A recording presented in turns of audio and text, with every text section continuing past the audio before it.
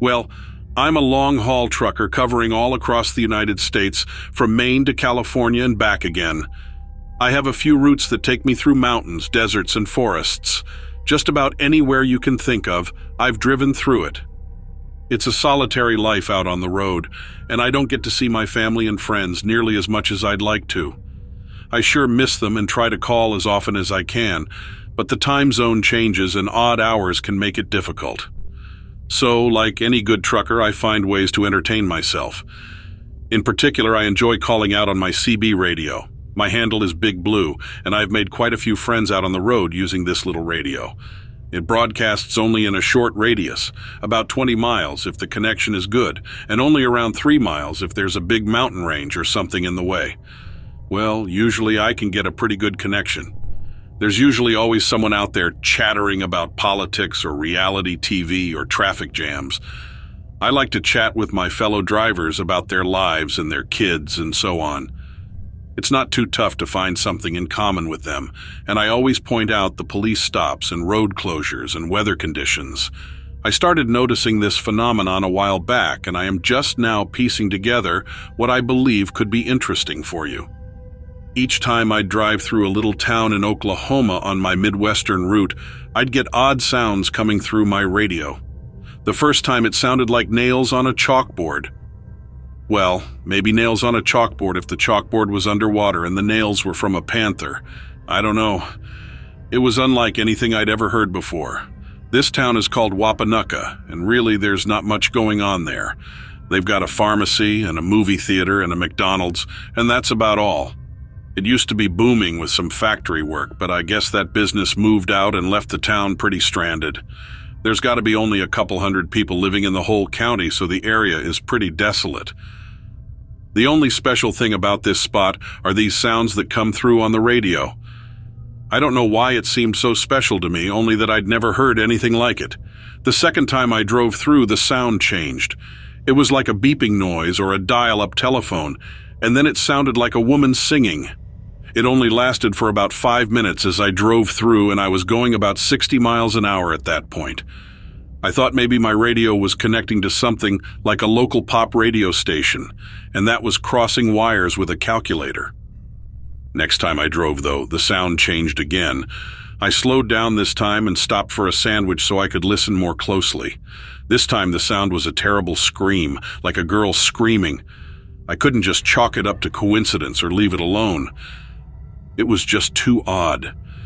I walked myself right up to the police station and kept persisting until they sent an officer out to take a listen.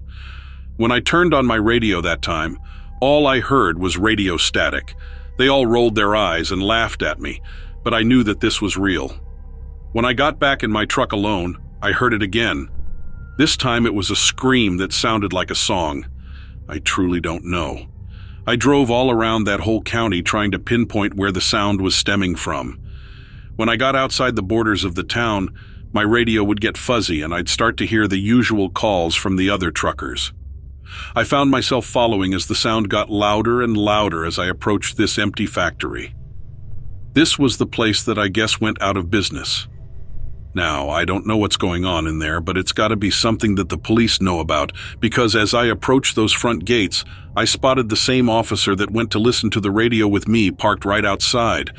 I have no idea why he'd act like he didn't know where the sound was coming from, but he did lie right to my face. I don't want to get myself into any kind of trouble, so I figured I'd best stay away for a while. Better to not stick my nose in where it don't belong. When I drive through, I still turn my radio up, and each time I hear something new, sometimes screams, sometimes shrieks, sometimes whispering or beeping, or a combination of every sound imaginable. I don't know. I just don't know. Please get in touch if you have any idea what could be going on over there. I have a feeling those police over in Wapanucka must know more than they're letting on. I have an inkling it could be an alien situation or worse.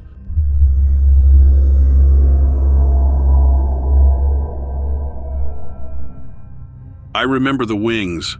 They were all our town talked about for a while, the wings and the fire. Our little community is particularly special. We're a small town just like every other small town. Our one benefit, if I had to pick one, is our proximity to the lake. It's beautiful. You'd know the one if I said it aloud. But I'm not telling this story to draw attention to me or even to the town itself. I just want to talk about wings. I need to talk about them. I thought it was just me seeing them at first. I imagine we all felt that way. Well, maybe not all of us, but it's hard to imagine that it started with me. I don't want to imagine that. At night, after the community quieted down and we all drifted off to sleep, the wings came. I remember hearing them before seeing them. It was a black dream or a dream I didn't remember. Either way, I woke up and the rhythmic beating of those wings was stuck in my head, hard and steady like the heartbeat of a sleeping giant. The sound didn't leave right away either. I carried it into my day like a migraine. Sometime after lunch, it disappeared.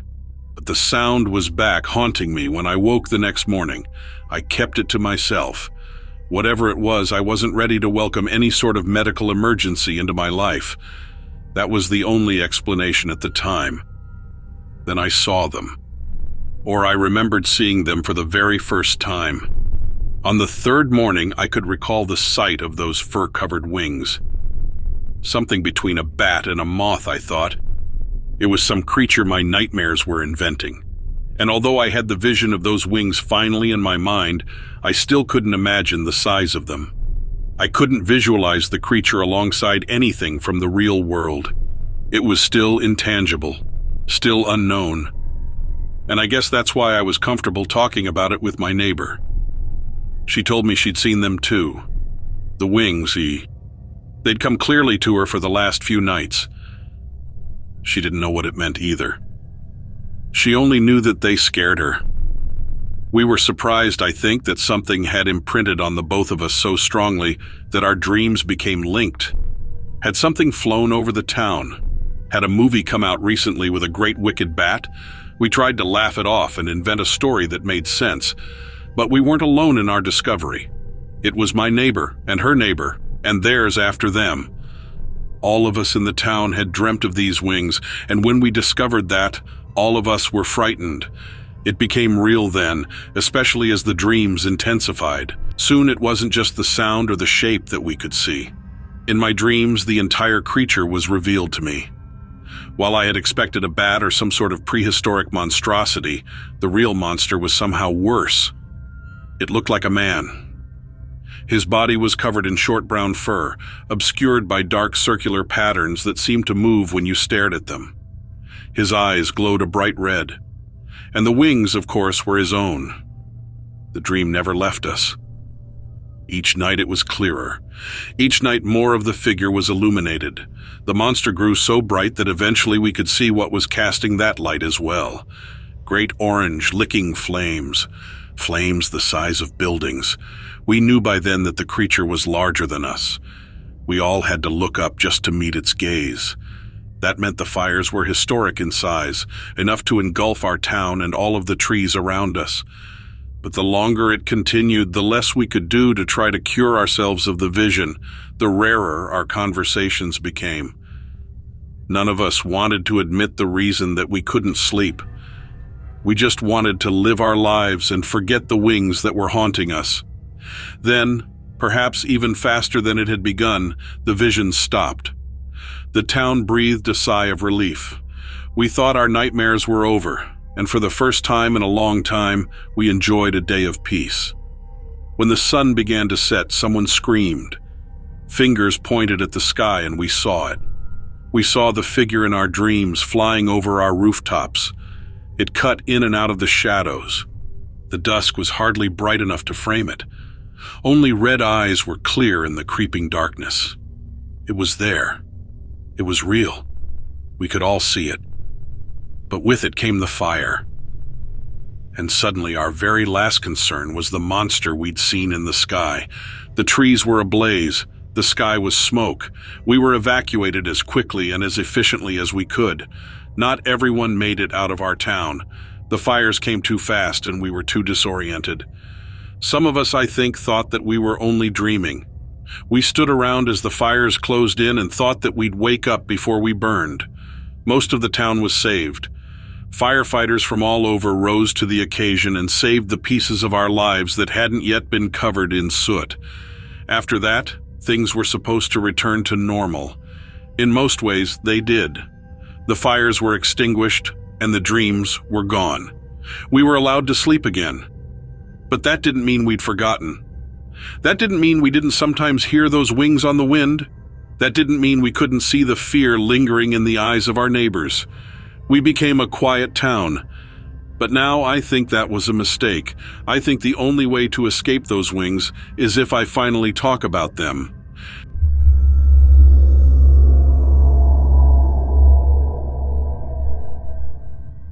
I'd like to just be honest here and tell you that I remember everything that happened that night. But the truth is that I'm still not exactly sure what happened. I'm from New Jersey and we go down to Wildwood, about an hour from me on the shore. Every summer I spend time on the beach and on the boardwalk, and usually we go towards the end of the season. Just past Labor Day, there are fewer and fewer people out there, and it's easier to find a spot to set up your towel. It's still sunny and pretty hot during the day, but at night it can get kind of chilly. It's not the nicest area, but the prices are pretty cheap, and it's easy to have fun since there is so much to do. Anyways, my friends and I decided to go in together in a motel room. There were 5 of us and only 2 double beds, so it was pretty crowded there. Somehow I got relegated to the pull-out couch, and that thing was super uncomfortable. The hotel was kind of sleazy and smelled like smoke and mold, but we're just trying to have a good time, you know. We were out hitting the beach bars and partying all day, so once we got back to the motel room, we were kind of wiped out. There wasn't much else to do, so everyone just wanted to head to bed so that we could get up early to hit the beach. We all laid down for bed at like 2 a.m., and I started to hear snoring from my friends like a minute later, but I just couldn't fall asleep. I was tossing and turning for like an hour when I decided I just needed to go for a walk. I put on my flip-flops and a sweatshirt and headed out the door. It was pretty chilly out, and the wind was kind of brutal once in a while. There was a full moon, so the whole place had an eerie feeling to it. You can't see the stars when you're in the town, so I decided I'd head towards the beach so I could get a better look. I was starting to sober up, but I wasn't completely sober at that point. I still know what I saw, though. I walked out of the motel and down the road for a bit. No one was out really, except drunk kids leaving the bars and some strange vagabonds on the road. Once I got onto the boardwalk, it got a bit livelier. There were some places still open, but I stuck with my plan of checking out the beach at night. I'd never been down there at night, and especially not by myself, so I was nervous, but definitely excited to stick my toes in the water. The thing about Wildwood is that the beach is really huge, and I don't mean width-wise. It's extremely long, and when you're walking to the water on a hot summer day, your feet will start to burn on the sand. Even during high tide, the walk can be like almost 10 minutes if you're carrying all your beach gear and shovels and umbrellas. But while I was walking at night, it felt like it was super quick. The wind was biting, but it was almost like I moved there in an instant. No one else was out at that point, so when I got to the water's edge, I was surprised to see a figure in the waves. The moon was shining down on the waves, and as they broke, the white caps would sparkle. About 30 feet away in the water, I could see the outline of a person. It was kind of a vague form, and there wasn't much light to go by. I pulled out my phone and turned on the flashlight as I called over to them to make sure they were okay. They were standing in the water, but it didn't make sense because the water would be super deep, and it didn't even seem like they were struggling. The waves pulled back for a moment, and I realized that the person wasn't a person at all. The figure was really the tentacle of a squid or something. I don't know. I've never been a believer in krakens or sea monsters or nothing, but it raised another tentacle out of the water, and I could see the suckers on its arm. It started to slide towards me on the shore, so I took a step back on the beach. The thing rose a bit out of the water, and I could see a big hump that I think was its head or its body. Then it ducked back down into the waves, and all that was left was a splash. I really don't know what that thing was. I tried to tell my friends, and they thought I was crazy. They just don't get it. I know what I saw, and it was big. Ever since, I've been too scared to go into the ocean, and even pools get me a little nervous. If anyone has seen anything similar, I'd love to hear about it.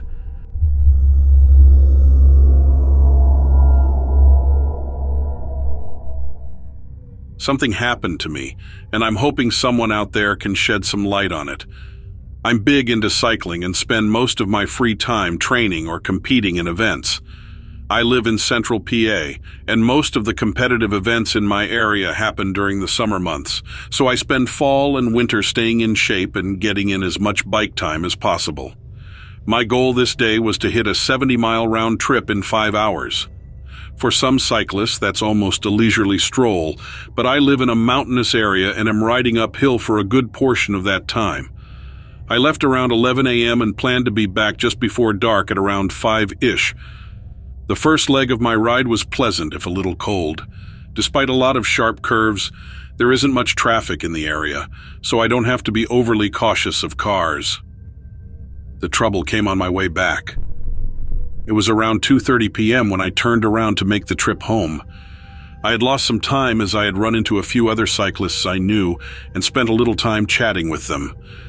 In passing, they had mentioned seeing some military vehicles, but I didn't really think much of it, though there weren't any military bases nearby. So riding a little harder than usual, I started home hoping to still reach my front door by 5 p.m. It didn't take long before I hit a literal roadblock.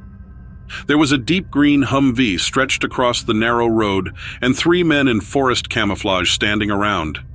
2 were holding what looked like assault rifles, and the third was sitting behind the wheel.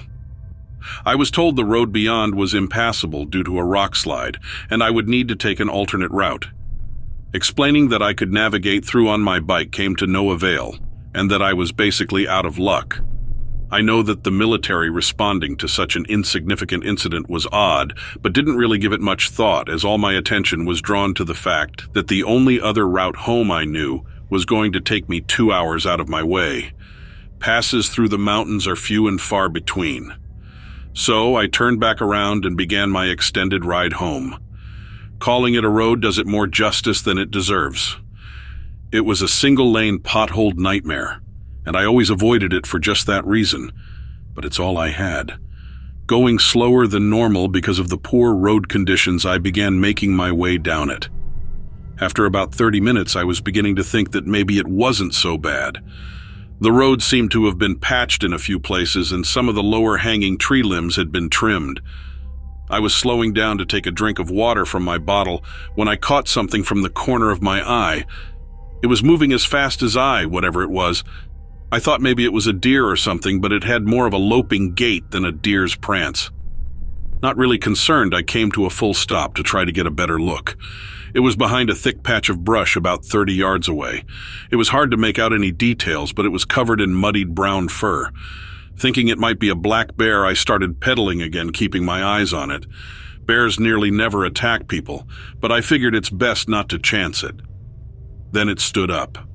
Its head crested the 7-foot-high patch of bushes. An elongated muzzle, like a wolf, sat in front of a pair of narrow amber eyes. It opened its maw and let out an almost human-like scream. I took off down the road, pumping as fast as my legs would let me. I heard it crash through the forest undergrowth as it leapt out onto the road behind me. Despite being on an uneven road, I had to be going over 30 miles per hour, and it was keeping up with me. I could hear its padded footsteps coming from behind, and it let out another skin-crawling howl. I have never ridden so hard in my entire life. 10 minutes, then 15 minutes, then 20 minutes later, this thing was still behind me. If it wasn't for the pure adrenaline of terror, I would have collapsed already. Anytime I felt even the slightest urge to slow, the creature let out another feral scream, and my energy became renewed. At one point, I came to a sharp curve, and one of those blind spot mirrors was mounted along the roadside. It had been knocked out of place and was positioned so I could see what was behind me. It was running on all fours, fangs bared as globs of saliva flew back from its mouth. I glimpsed a foot with several dagger-like claws extending from it. Through the mirror, me and the beast made quick eye contact, and seeing its quarry's face, it let out another human howl and quickened its pace. I was nearing the point of exhaustion and knew that I couldn't keep the pace any longer. Involuntarily beginning to slow, I had mental flashes of being torn to shreds by the creature. Just as it started to catch up, a light appeared on the road ahead. I couldn't see the vehicle yet, but waved my arms frantically. As it got closer, I could see it was another military Humvee, and it began to slow. I heard one last howl behind me, and the creature disappeared into the forest alongside the road.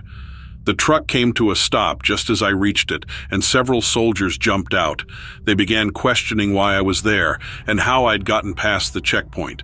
I explained there was no checkpoint and that I was just on my way home.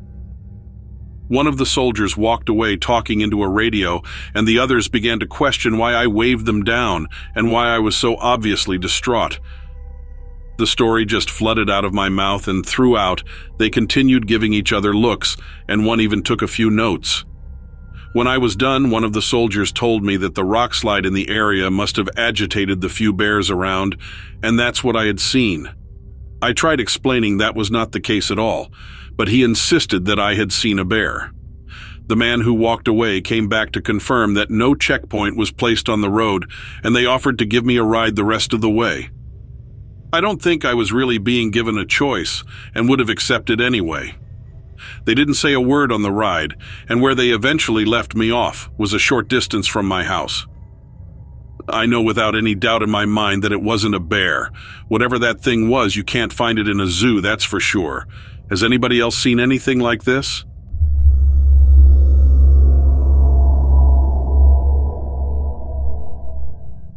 I've lived in Charlotte, North Carolina for quite some time now.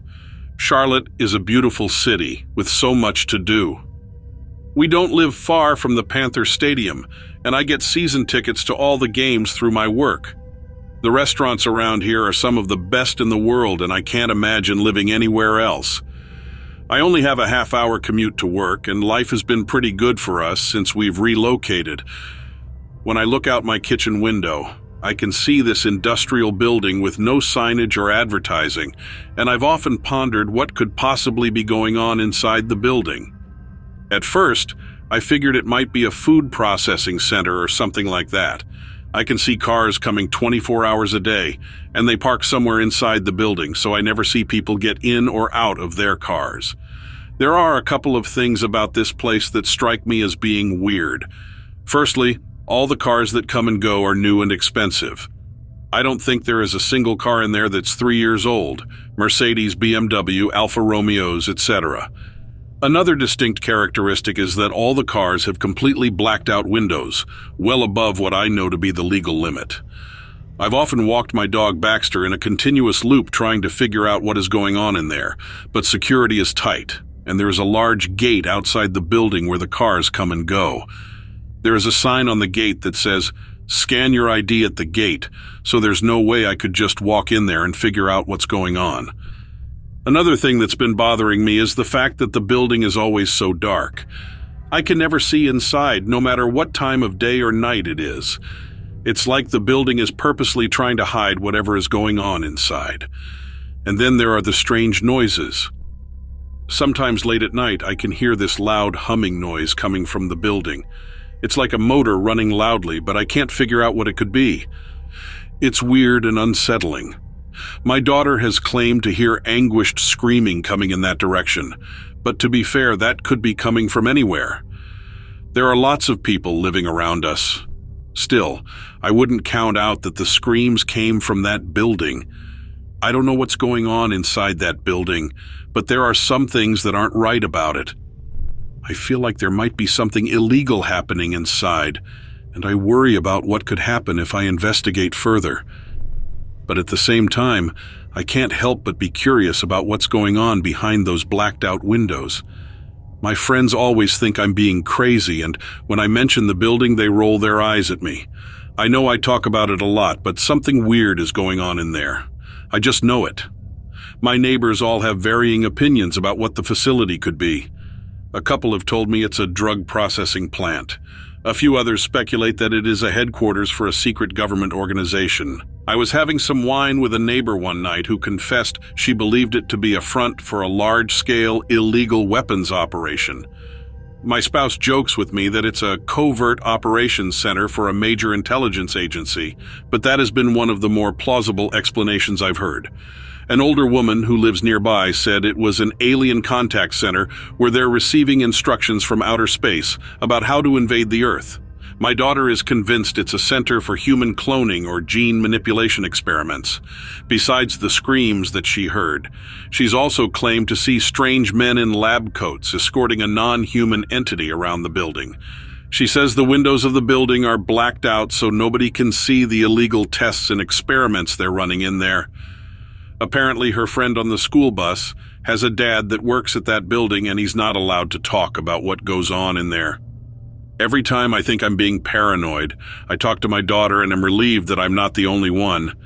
My spouse won't entertain it and becomes incredibly irritated when I mention the building now. I guess I've talked about it too many times. I'm not the only one who views this building as something out of the ordinary. I was finally about to get a confession out of my landlord after a couple glasses of wine. He was visibly shaken as he recounted the story to me. I could see the terror in his eyes, and he kept looking around him to make sure nobody else was listening. He said that he saw a van pull up to the building one night and saw a man with a cloak over his head and his arms constrained behind his back fall out of the truck. The man got up and started running, and another man in a suit hit him over the head and threw him back in the van. The van disappeared into the building, and my landlord called 911. The operator said people were coming right away, but no police ever showed up. The landlord worries he is on some sort of government list now because of what he saw. He made me promise not to tell anyone, but how could you not tell people about a story like that? What horror is going on in that building so close to me and my family? Sometimes I feel like I'm going crazy. There are unexplained phenomena in this world, and if we don't keep investigating, we'll just live in fear and never know anything for certain.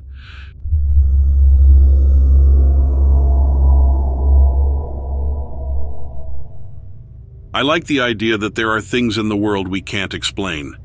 I think humans need to be humbled sometimes because we like to pretend that we know everything, which is why it's so weird that for years I forgot about a string of odd encounters I had as a child. It's funny the way our brains are wired.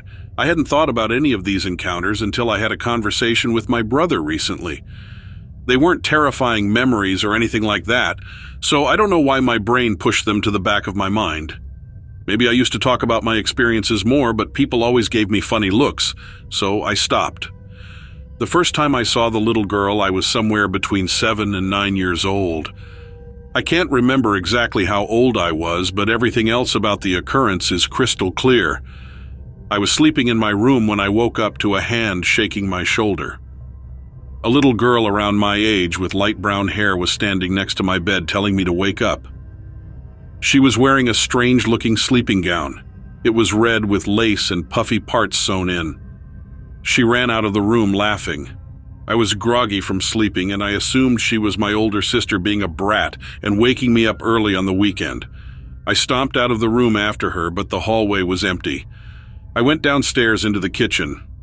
My mom and sister were both standing at the counter watching pancakes cooking on the griddle. "Mom, Katie woke me up," I said. Katie is my sister. They both just looked at me in confusion. I then realized that my sister was wearing a white t-shirt and not a nightgown. I said, "When did you change?" Neither of them knew what was going on, and that made me even more irritated. My mom had to calm me down, and I explained what happened with the little girl in the red nightgown who woke me up. She told me it was just a dream. At the time, I thought she was right. A few months later, I saw her again. I think it was in late summer or early fall around Labor Day, because me and my family were heading to my uncle's house for a family cookout. We were all in the car ready to go, but my mom forgot to grab her purse. I was in the seat closest to the door, so she made me get out of the car to go get it.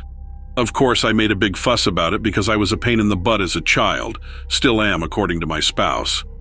Her purse was upstairs in my parents' bedroom, so I went into the house to go grab it. I specifically remember running up the stairs on all fours like an animal because I was a kid, and kids are weird like that. As I rounded the corner to my parents' room, I heard someone humming. It wasn't a tune I knew. It just sounded like the mindless humming of a playing child. I was a little scared, but I poked my head around the doorframe to peek inside the room. The little girl was sitting on the floor with her back to me, rolling a small wooden ball back and forth between her hands. There was no mistaking her for my sister this time. I stood as still possible. I was afraid she would notice me. I saw my mom's purse on the dresser behind the little girl. I thought about making a dash for it, but she snapped her head in my direction and started to giggle. A giggling little girl in a nightgown should not be scary, but she didn't belong here, so I ran back to the car. I told my mom I couldn't find her purse. She scoffed and went to get it herself. I got an earful when she came back and told me it was right where she said it was. I think she could tell I was shaken up by something, so she stopped lecturing me when she saw my mind was a million miles away. I haven't thought about either of these strange occurrences, or hauntings if you want to call them that, for years. But 2 months ago I was talking to my brother over a few drinks, and he told me something that brought those memories crashing back. When he was younger, he would refuse to go upstairs by himself. We teased him about it and chalked it up to him being a scared little kid. We were rehashing old stories about him refusing to go upstairs as a child when he told me he didn't like going upstairs back then because he would always hear a little girl giggling and the sounds of small feet scampering around. He said his toys were always rearranged when he left them out in his room, like someone else came and played with them. Hearing this made my spine crawl. I felt some conflicting emotions. On one hand, I was a little upset to be reminded of the creepy occurrences from my childhood, but it also made me feel validated, because what I saw was not just a figment of my own imagination. Normally, I would have kept this story to just myself and a few close friends, but after talking to my brother and comparing our experiences, he convinced me to reach out to you. Maybe we are both just a little bit crazy, or maybe there are some things there that we just don't understand. I don't know why there would be any kind of spirit in my parents' house. It was built by them, so no one else has ever lived in it. I know it all used to be farmland before it became a suburban development. My only guess is she is somehow tied to the land, and to be honest, I'd rather not dig any deeper into it.